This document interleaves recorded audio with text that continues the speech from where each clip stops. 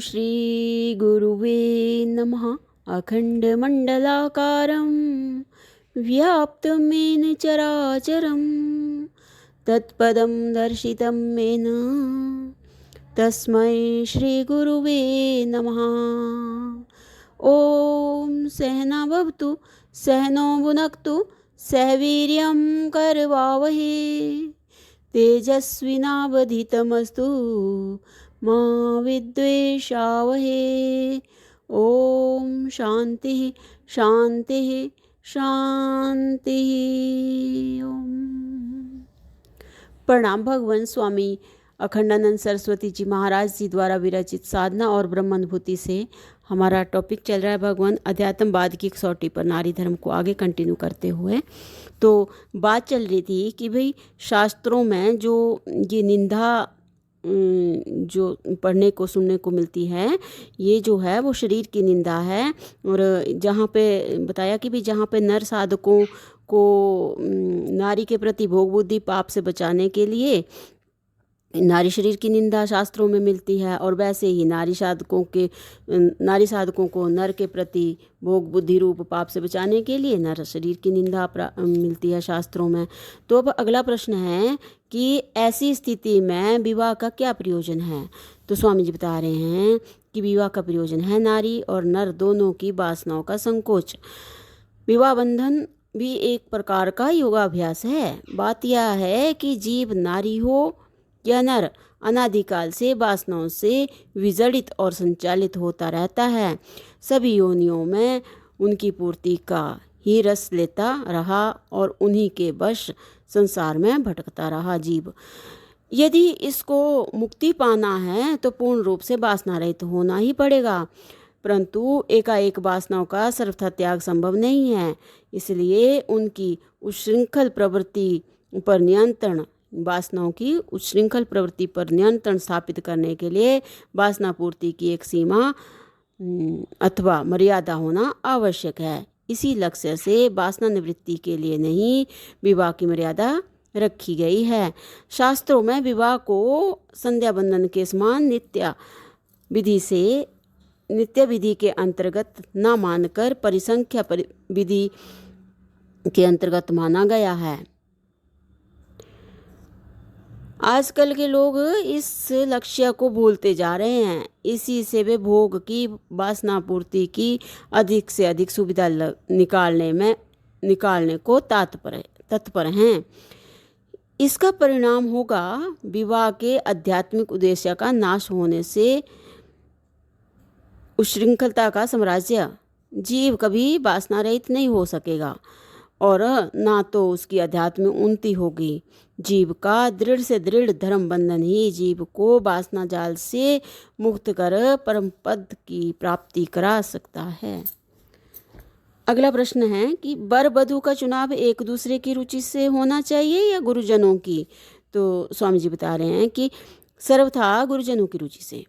जब यह निश्चित हो जाता है कि वासनाओं का संकोचन या नियंत्रण ही विवाह का उद्देश्य है, तब सभी प्रश्नों का उत्तर अपने आप ही मिल जाता है। रूप यौवन विलास पर ध्यान रखकर विवाह करना तो विपरीत मार्ग है।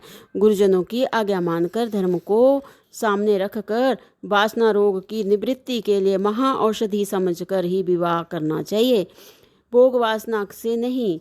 इस दृष्टि से विचार करने पर गृहस्थ धर्म में जो स्त्री पुरुष के मिलन का प्रतिबंध है, ग्राम्य सुख भोग पर नियंत्रण है, सबकी युक्तियुक्ता सिद्धि हो जाएगी। पतिव्रत धर्म, विधवा धर्म आदि समस्त नारी धर्मों का मूल तत्व यही है। अगला प्रश्न है कि यह दाम्पत्य जीवन भी बहुत ही नीरस होगा। यह दाम्पत्य जीवन तो बहुत ही नीरस होगा। तो स्वामी जी उत्तर में बता रहे हैं कि बिना धर्म बंधन के सच्चे रस की उत्पत्ति नहीं होती। बिना धर्म बंधन के सच्चे रस की उत्पत्ति नहीं होती। लोगों के मन में रस की उल्टी कल्पना हो गई है। वे भोग में रस समझते हैं, धर्म बंधन में कितना रस प्रवाह भाव प्रवाह है। इसके लिए विवाह का एक मंत्र देखिए।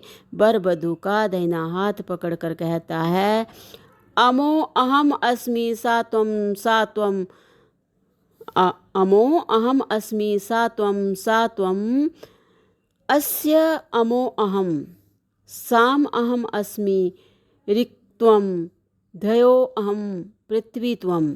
बहुत ही सुंदर। तो यहाँ पे बता रहे हैं स्वामी जी कि वर वधू का दाहिना हाथ पकड़ कर कहता है, प्रिय मैं विष्णु हूँ, तुम लक्ष्मी, तुम त्रयी हो, मैं त्रिदेव, मैं संगीत में सामवेद हूँ, तुम कवितामयी ऋचा ऋग्वेद हो, मैं अंतरिक्ष हूँ और तुम पृथ्वी। रस भाव में होता है, पदार्थ अथवा क्रिया में नहीं। रस भाव में होता है, पदार्थ अथवा क्रिया में नहीं। दाम्पत्य में इतना ऊंचा भाव है, उसमें निरसता की कल्पना सर्वथा असंगत है।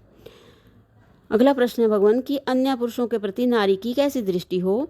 तो उत्तर में स्वामी जी बता रहे हैं कि जब अपने पति के सहवास का उद्देश्य ही काम पर विजय पाना है, तब ऐसी कोई भी दृष्टि जिससे काम वासना को उद्दीपन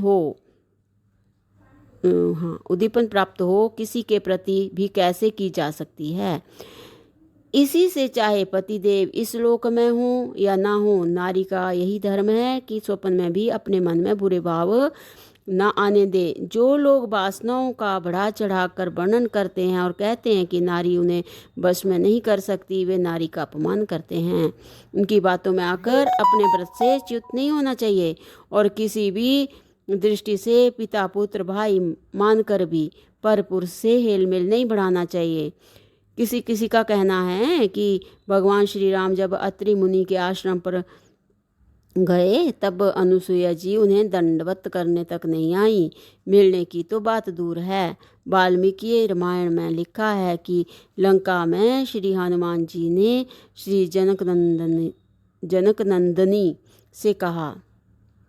वाल्मीकि रामायण में लिखा है कि लंका में श्री हनुमान जी ने जनक नंदिनी की सीता जी से कहा कि आप मेरी पीठ पर बैठकर भगवान के पास चलें, तो उन्होंने स्पष्ट रूप से मना कर दिया। बोली, हरण के समय विवशता के कारण मुझे रावण का स्पर्श सहन करना पड़ा। अब मैं जानबूझकर तुम्हारा स्पर्श नहीं कर सकती। सती साध्वी नारियों के अंतःकरण स्वतः ही ऐसे पवित्र होते हैं। तो अगला प्रश्न है भगवान की नारी अबला है, वह सबकी रक्षा कैसे करे। तो इसको हम अगले सत्संग से लेते हैं। प्रणाम भगवान। ओम शांति ही शांति ही शांति ही। ओम।